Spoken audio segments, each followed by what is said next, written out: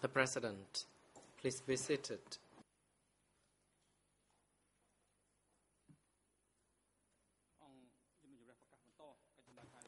The court is now in session. Counsel Pek Ang, you may now proceed.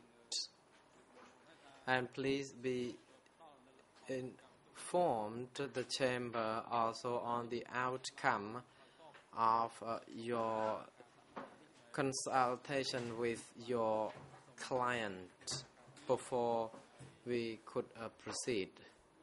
In particular, the result of the request for protective measures. And the civil party already made it clear in the request that he would not continue unless his request was entertained. Counsel Pek Ang, thank you, Mr. President and Your Honors.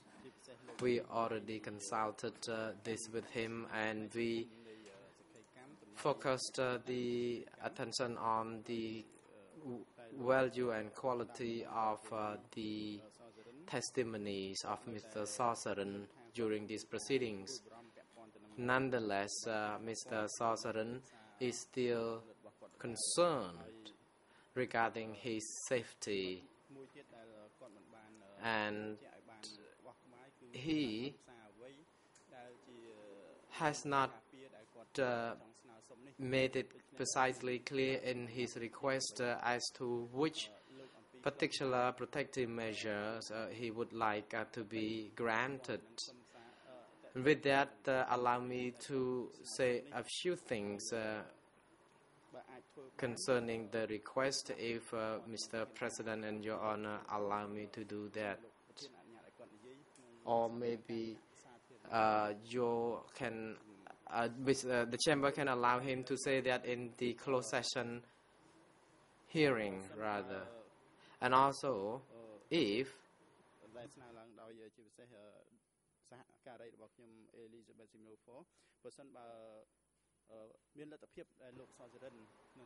possible that Mr. Sawsaran can be heard on evidence, it would be a good idea that the sessions are conducted in closed sessions.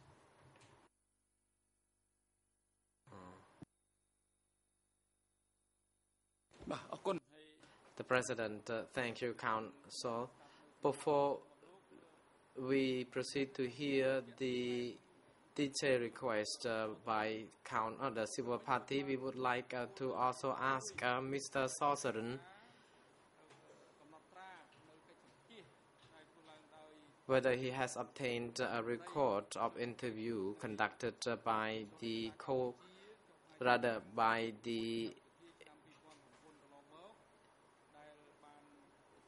members of the DCCAM on the 5th and 6th of May 2009, the transcription of the recording.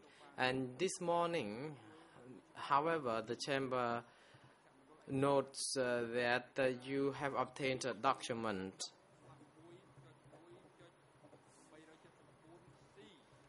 you obtained document D230-1.1874C. With that, may we ask whether you have reviewed this document before you appeared before this chamber? If so, is the content or are the accounts of such interview still relevant and consistent with the statement you gave earlier? Response: I have already read the document and the content is relevant, Mr. President. The President, is it our understanding that you read the document and that it is relevant or consistent? Response: I haven't read the document before, Mr. President, but I recognize that DCCAM people have done their job very well.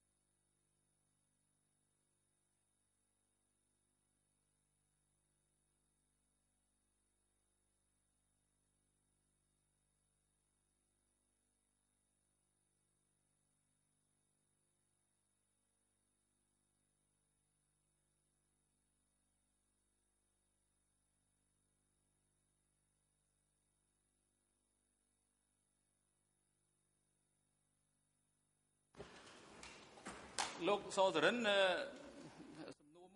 President, Mr. Sorcerin, we have a very short question.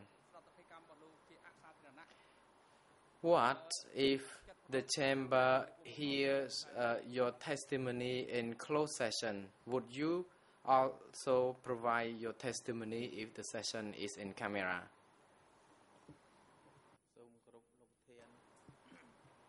Response, Mr. President,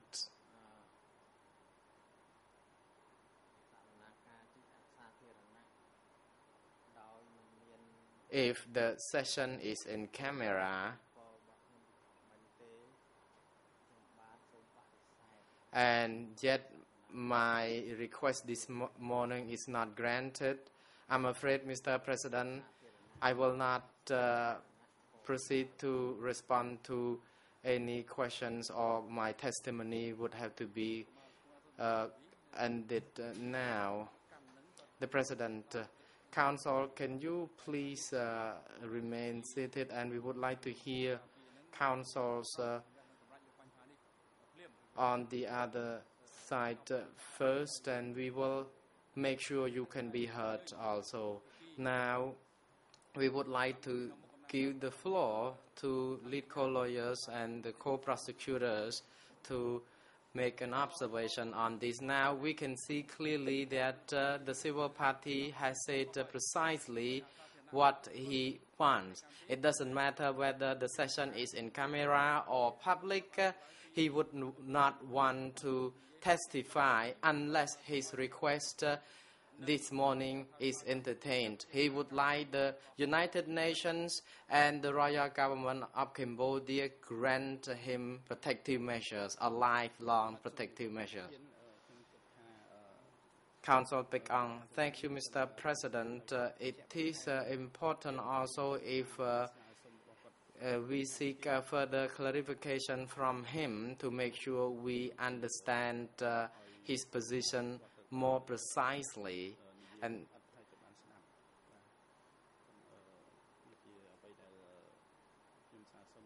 that is our submission, Mr. President. The President, the Chamber wish not hear again from him because it has been unequivocal already that the message he has already conveyed. And first, we thought that since the session was in public, that's why he would not wish to testify for that reasons. But now we asked whether he would do that in closed session, and he said no either.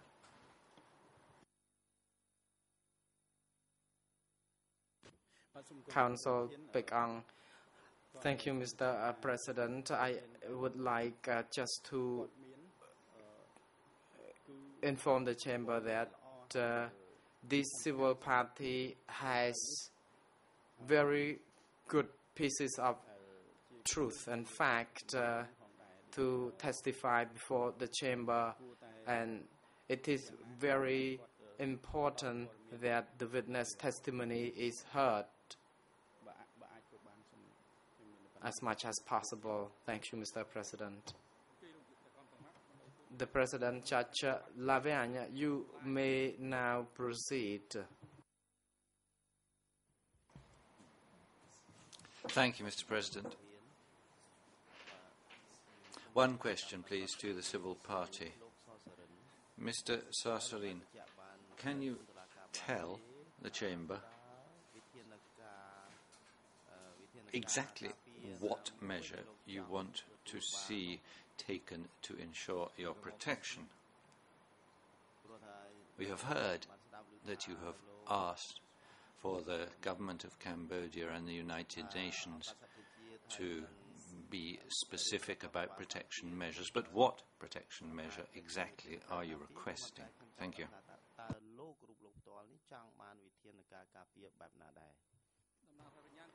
The President, International Co-Prosecutor, could you please be seated, and we would like to hear from civil party first, then you may proceed. Civil party. Thank you, Mr. President. my request for protective measures can be entertained by or from the authority, the police. Perhaps I need 4 people to give me protection from today until the day I die. And I am not able to pay for these close protection officers. I am afraid I cannot afford that. It has to be borne by the state.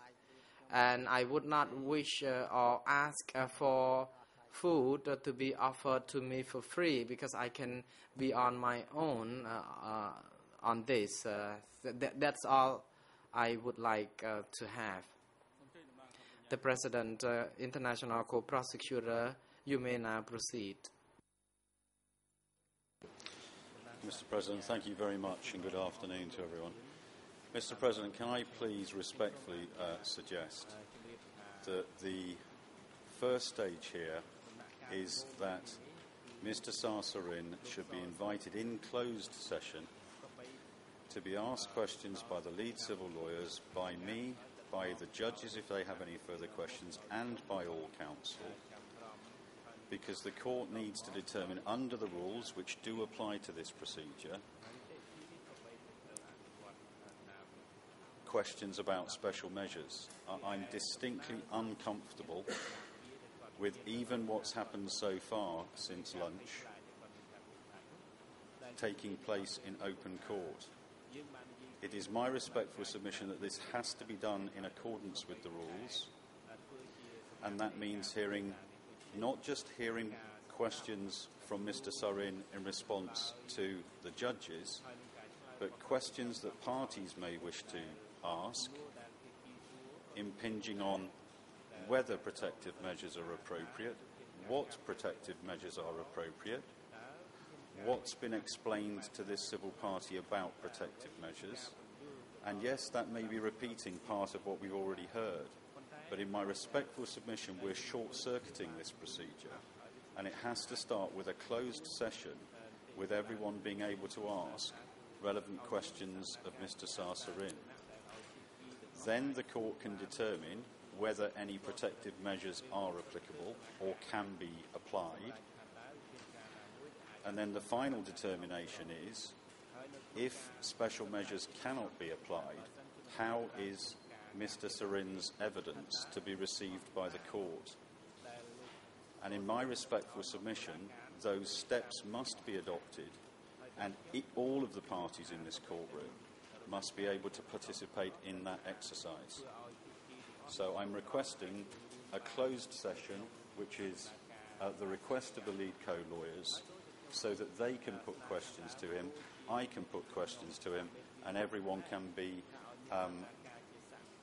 involved. I would respectfully submit that that's in accordance with international standards, adopted both at the ICTY and certainly in accordance with how this procedure would be adopted in a common law jurisdiction. Thank you.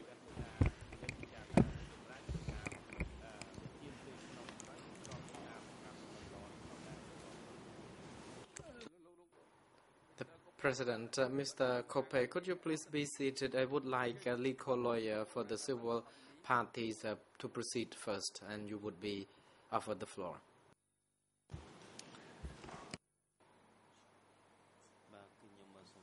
At the outset, before making any further comments, I would like to say that this is a civil party and not a witness who is sitting before us and who is accompanied by lawyers. We have spent a certain amount of time with this civil party over the lunch break, and we did what we needed to do, which was to find out exactly what he wanted and precisely why he wanted it. And now I believe it is up to the civil party lawyers to do the work rather than all of the parties here. Even if this is in a closed session, I believe it's his lawyer's job to find out exactly what protection measures he wants and why. I don't believe that granting protection measures should be a subject for a debate between the parties here. I don't think that in civil law that would apply, and I don't think it should apply in the ECCC or before the investigating judges or before the Chamber. If the Chamber does decide that we need to have a debate here on protection measures, then obviously it has to be done in closed session. There is, as I see it, no debate at all. The gentleman has said what protection measures he wanted. I should have said so earlier, but I stood up a little late. He said what he wanted, and I don't believe that there is any need for a debate. But if debate there is to be, then it must be in closed session. That's the least we can hope for. Thank you.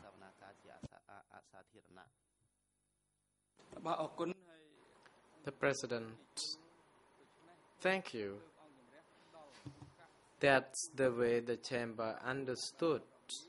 That is why the Chamber allowed the lead co-lawyers for the civil parties time during lunch adjournment to discuss this with the civil party.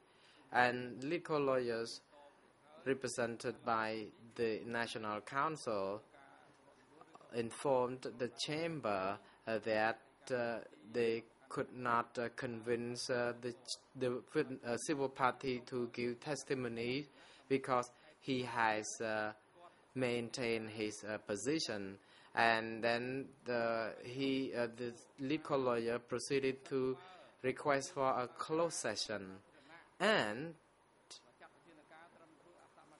the Chamber also took that seriously, and we asked him the question whether he would testify if the session were to be conducted in camera, and he said he would not be willing to do that.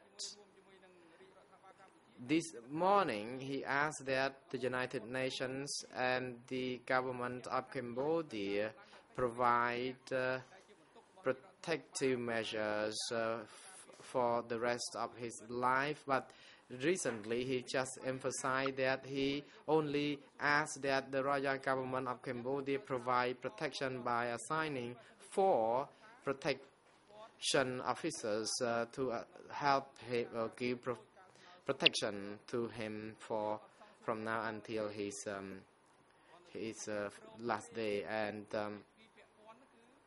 that's what we've been proceeding, and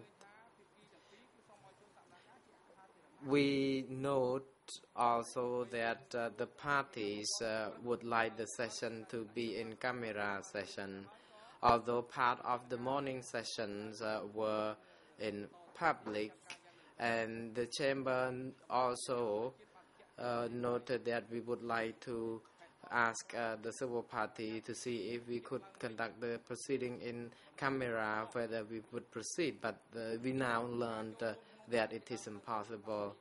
And as a civil party, we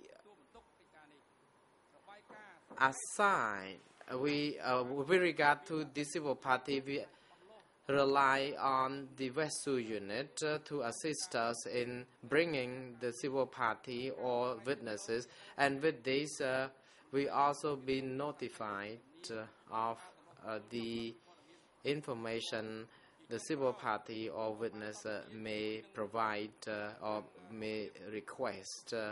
And finally, through the letter we obtained from the Westsu unit, officers were assigned to consult with the civil party regarding the date of his testimony. On those occasions, the civil party never voiced his concerns.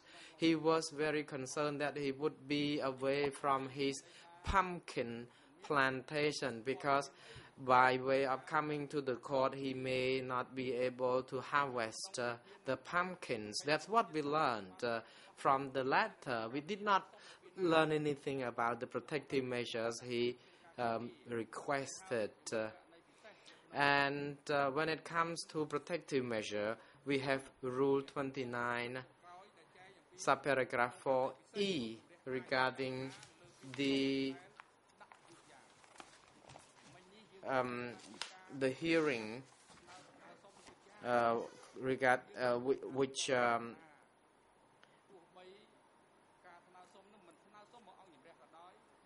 in which the request for protective measure may be submitted belatedly. And we already discussed this issue, and that in the moment we will proceed to rule upon this matter.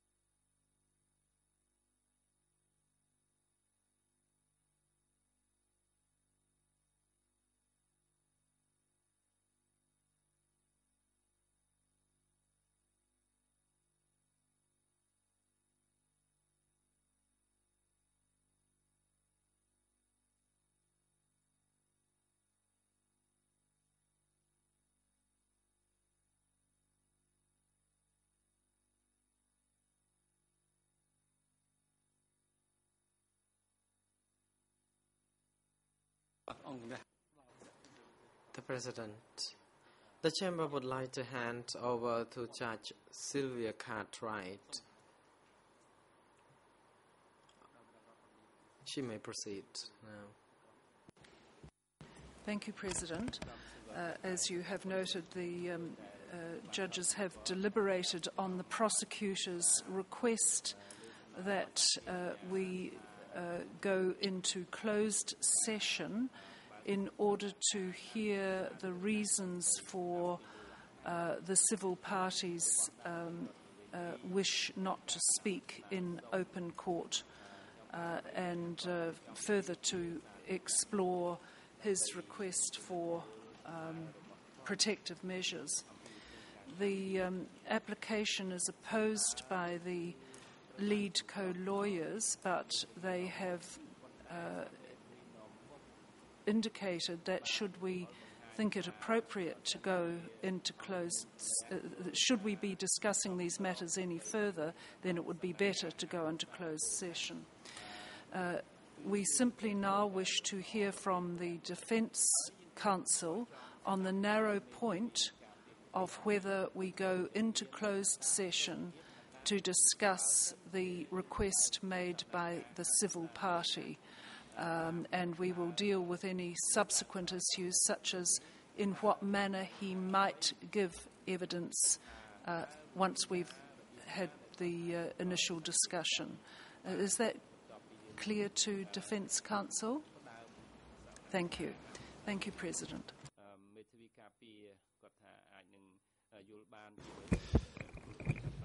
Thank you, President. Thank you, Judge Cartwright. I think for the defence the matter is quite clear. The witness or the civil party has decided today to take us all by surprise and come with his wish for protective measures. The public is following this debate, I'm sure, with a large extent of surprise. In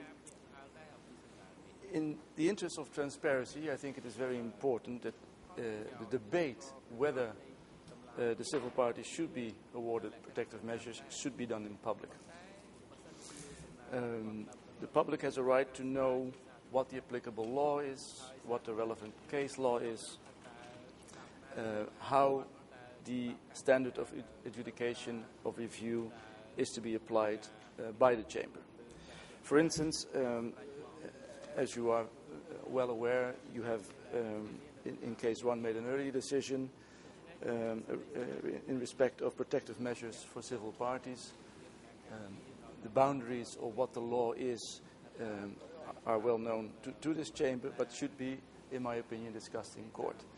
The only issues which I could foresee which need discussion in an eventual closed session are, for instance, which specific measures might be needed if they are awarded, and, for instance, issues of concrete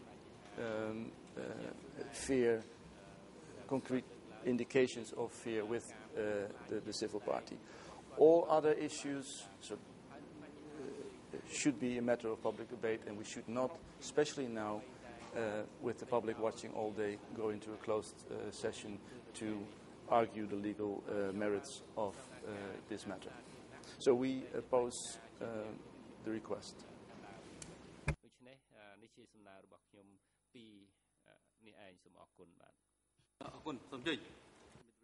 The President, thank you. Now, counsel for Mr. Kilsampon, you may proceed. Thank you, Mr. President. Very briefly on the question of the closed session, we also believe that at this juncture the closed session question is somewhat distorted, because in the morning the civil party was expressing himself in public and expressing his fears in public and made his specific request for protection measures in a public hearing. So I'm not quite sure what we would gain by going into closed session. The debate has been held in public hitherto, and I believe that the public does have an entitlement to be informed on what basis the decision will be taken at a later stage by the Chamber. I think the matter would have been different if from the very outset this morning the question had been raised and then the civil party lawyers or the civil party himself had raised the issue before we go into any kind of substantive debate on the question. But now that we have raised all of the points in a public hearing, I don't quite see why we should go into closed session. It would be simply illogical and it would run counter to what we have been doing this morning. We therefore oppose that proposal. Thank you very much, sir. The President. Thank you. Now, National Counsel for Mr. Kilsampon, you may proceed. Counsel Kongsamon. Thank you, Mr. President and Your Honours. Good afternoon. I note that the debate so far has been precisely clear on the purpose of civil parties' request. Mr. Saran's position is clear. It doesn't matter whether the hearing is in camera or in public. If his request is not entertained or protective measures are not granted, he would not be willing to testify. I am of the opinion that it is not necessary to conduct the proceedings in camera sessions. Legal lawyers for the civil parties have been doing or performing their tasks for the interest of the civil party, and as long as they have been working to consult with their client, then there should not be a closed session hearing.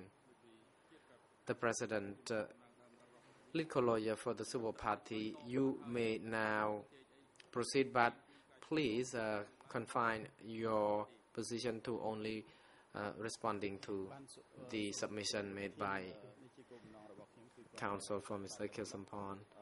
Counsel Pek-ong. Thank you, Mr. President and Your Honours. I am now responding to this.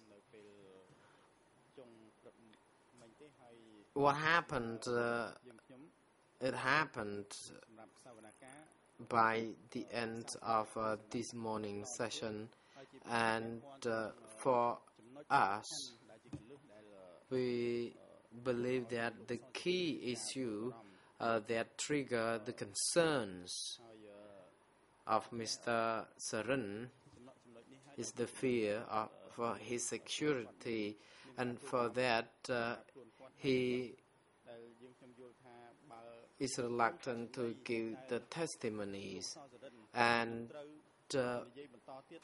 we believe that whether the protective measures are granted or not, in the future, we would like the Chamber to consider the conditions under which Mr. Saran's testimony can be conducted, because we would like the session where his testimony can be conducted so that we can hear him.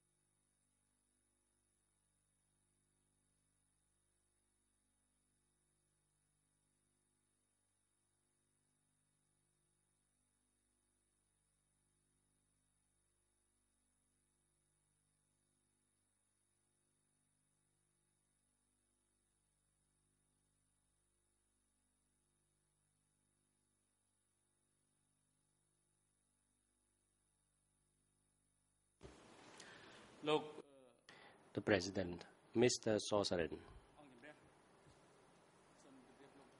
The Chamber wishes to advise you that your request for the Royal Government of Cambodia and the United Nations to provide you protection from now and for the rest of your life is not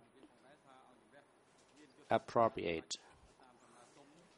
We also wish to advise you that the Chamber does not have any jurisdiction to provide you such protection, and we do not have any protection in place to provide to you for the rest of your life.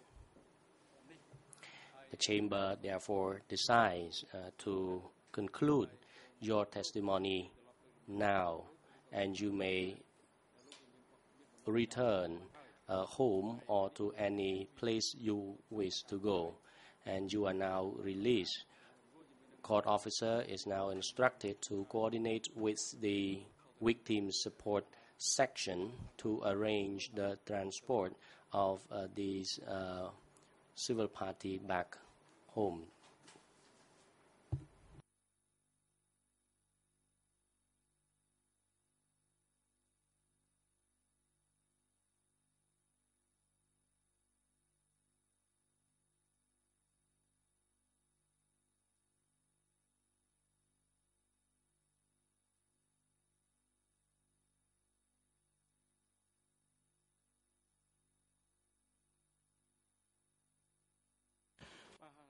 The President.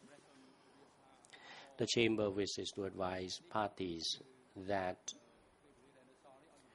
the remaining time of the day today, we will hear the testimony of TCW 752, and this testimony will begin by question put by the prosecutor first. However, the time is now appropriate for the afternoon break. The Chamber will adjourn now and resume at 3. The court is adjourned.